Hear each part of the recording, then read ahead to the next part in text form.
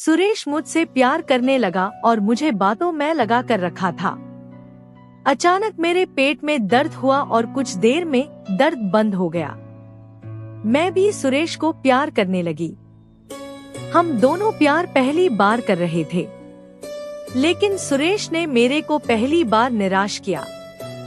इसमें मैं कुछ कर नहीं सकती थी। सुरेश उठकर बाहर चला गया। मैं सुरेश से निराश होकर कुछ देर बेड पर लेटी रही। थोड़ी देर बाद मैं उठकर अपने काम लग गई। शाम समय चाची चाचा घर आ गए। सुरेश अभी घर नहीं आया था। मैं सुरेश के बारे में सोचकर परेशान हो रही थी। मैं सोच रही थी कहीं अपनी नाकामी की वजह से कोई अपने आप को नुकसान ना पहुंचा ले। जब रात को सुरेश घर आया तो मैंने सुरेश को बता दिया था। चाची चाचा शाम को ही घर आ गए थे। सुरेश चाची के पास गया तो चाची ने पूछा, अब तुम्हारे सिर का दर्द ठीक हो गया? सुरेश ने कहा, हाँ मम्मी ठीक हो गया था। फिर मैं अपने दोस्तों से मिलने चला गया था। चाची सोने जा रही थी। सुरेश मेरे को धीरे से बोला, 1 घंटे बाद मैं तुम्हारा छत पर इंतजार करूंगा, और यह कहकर अपने कमरे में सोने के लिए चला गया। मैं सोचने लगी, सुरेश ने मुझे छत पर क्यों बुलाया है? वह छत पर मेरे साथ क्या करेगा? मेरे को कुछ समझ नहीं आ रहा था।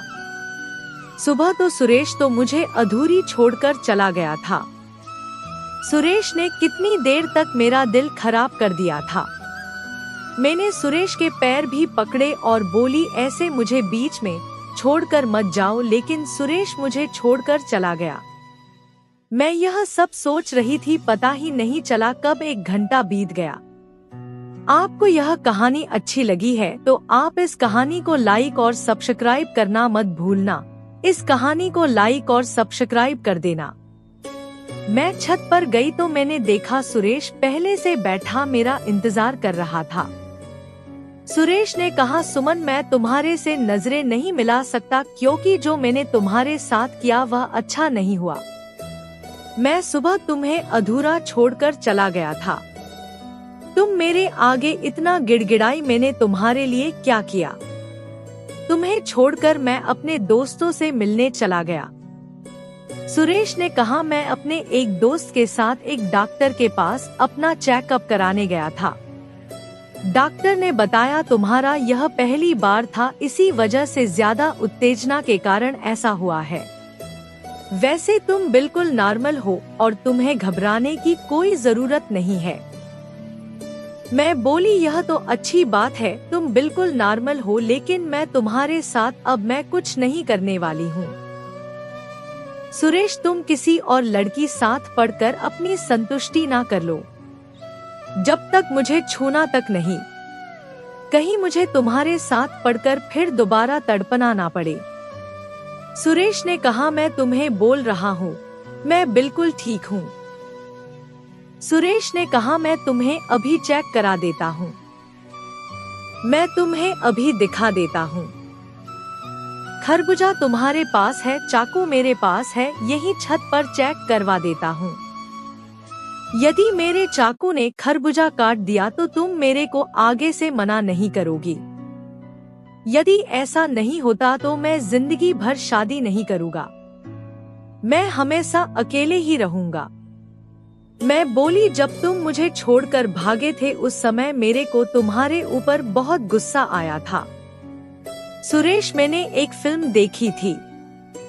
उस फिल्म में तुम्हारी तरह अपने साथी को छोड़कर भागा नहीं जब तक उस लड़की की संतुष्टि नहीं हुई।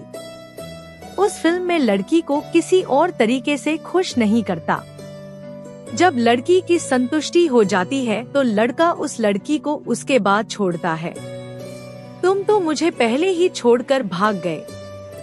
सुरेश ने मेरे को कहा, मेरे से बहुत बड़ी गलती हो गई, मुझे माफ करके एक मौका और दे दो, मैं तुम्हें अब निराश नहीं करूँगा। मैं बोली, ठीक है, जिस दिन चाची घर में नहीं होगी उस दिन कर लेना।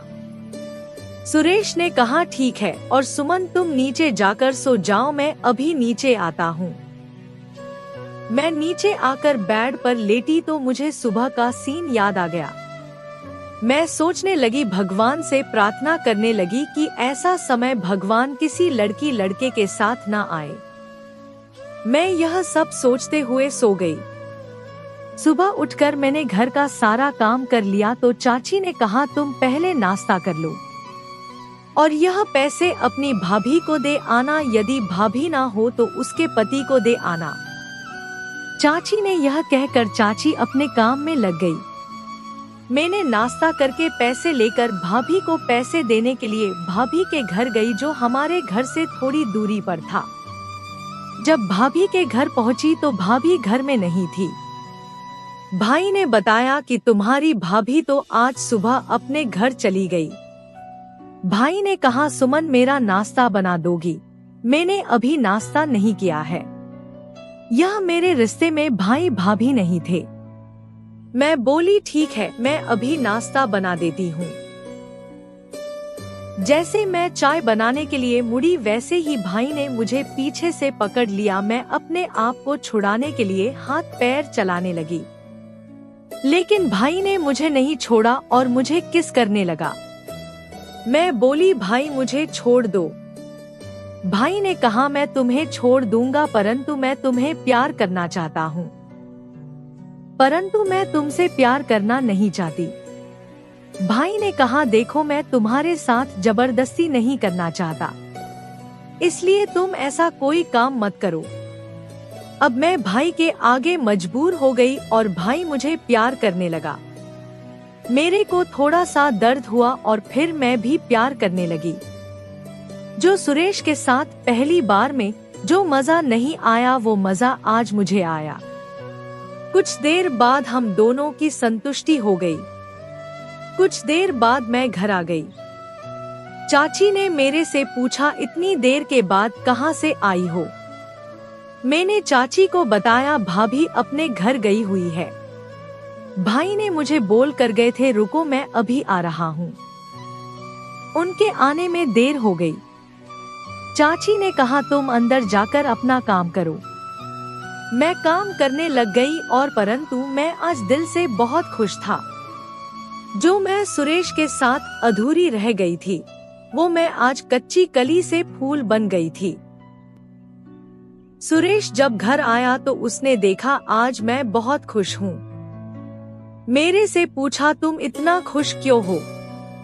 मैं बोली, क्या मैं तुम्हें देखकर खुश ना हो?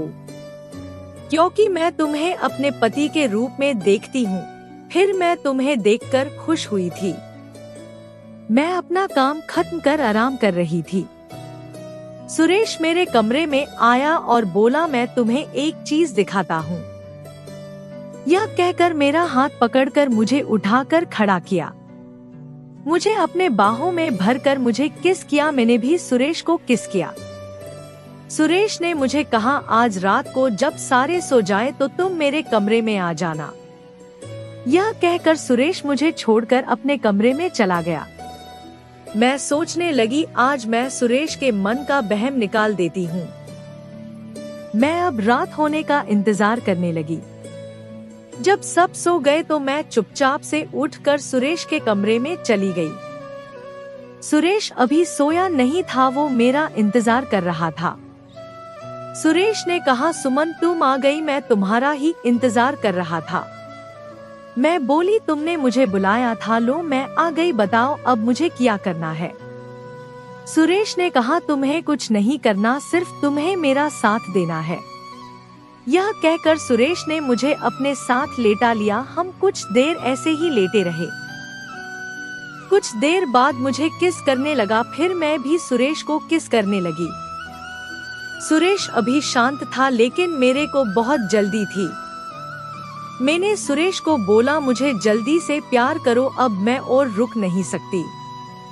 फिर हम दोनों प्यार करने लगे। कुछ समय पश्चात मेरी संतुष्टि हो गई, परंतु सुरेश की संतुष्टि नहीं हुई। सुरेश मुझे प्यार कर रहा था। कुछ देर बाद मैं भी दोबारा से प्यार करने लगी। कुछ समय पश्चात हम दोनों की संतुष्टि हो गई। हम दोनों ऐसे ही पड़े रहे। फिर मैंने सुरेश से पूछा, क्या तुमने ताकत वाली कोई दवाई खाई थी? सुरेश ने मुझे बताया, मैंने कोई दवाई नहीं खाई थी, यह तो मेरे दोस्त ने बताया था कैसे प्यार करना है। तुम अपनी ताकत से दुगनी ताकत से प्यार करोगे। मैं सुरेश के पास से उठकर अपने कमरे में आ गई और सोचने लगी, सुरेश तो भाई से ज्यादा ताकत वाला निकला। पहले दिन सुरेश मुझसे हक करता तो मुझे भाई की कोई जरूरत नहीं थी। मैं यह कहानी यहीं पर समाप्त करती हूँ। आपको यह कहानी अच्छी लगी है तो आप इस कहानी को लाइक और सब्सक्राइब करना मत भूलना। इस कहानी को लाइक और सब्सक्राइब कर देना। धन्यवाद।